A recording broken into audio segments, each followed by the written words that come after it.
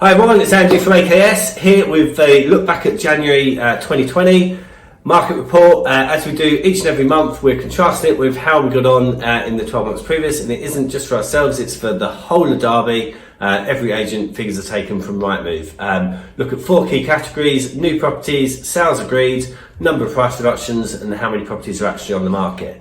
And actually we're really genuinely surprised because our experience here is January's been massively busy.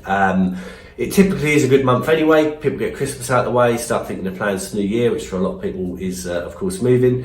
But I think this year what we've got even more so is because we had a sort of uncertainty around Brexit, which has now been resolved, the election, which is out of the way, and generally it's kind of a real feel-good factor there. I think most people you speak to seem pretty positive about things.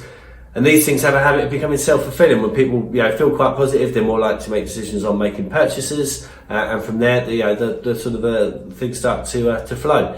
But yeah, the figures actually were sort of far worse than what I'd have thought. So in terms of new properties, actually 3% less new properties come to the market January this year, compared to 12 months previous. Sales agreed, that was the biggest difference. There's 12% less sales agreed, and January just gone contrasted with the year before. That shocks me because it hasn't been our experience at all. So I think we'll find that's just a blip, and I'll be very, very surprised if we didn't see a very busy February when we look at those figures in a month's time. Available properties, slight reduction, 2.5% less properties on the market overall, and price reductions were actually exactly the same.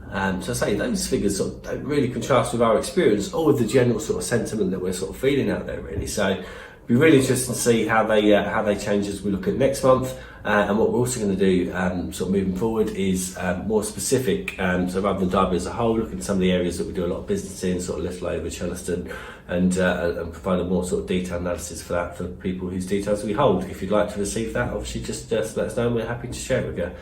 Thanks for watching, and yeah, we'll see you soon.